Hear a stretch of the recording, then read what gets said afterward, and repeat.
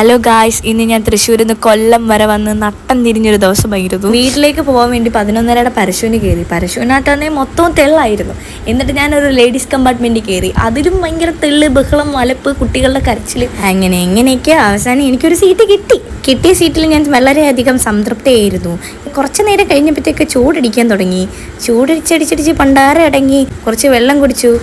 പിന്നെ അധികമായി വെള്ളം കുടിക്കാൻ തുടങ്ങി. അപ്പോഴേക്കും വീണ്ടും മഴ. പെട്ടെന്നുള്ള മഴയായതുകൊണ്ട് ചൂടിന്റെ കാഠിന്യം വളരെയധികം കൂടിക്കൊണ്ടേയിരുന്നു. അപ്പോഴേക്കും എല്ലാവരും ഷട്ടറൊക്കെ അടച്ച് ഒതുങ്ങി കൂടി.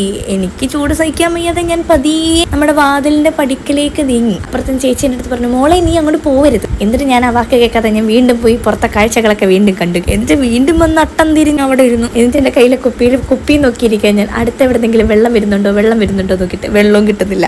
എങ്ങനെയൊക്കെയോ ഞാൻ കൊല്ലത്തിറങ്ങി. അവസാനം ഒരു KSRTC കണ്ടു, അതിൽ കയറി വീട്ടിൽ പോയി ഗായ്സ്. അപ്പൊ ഇത്രയൊക്കെ ഉള്ളൂ.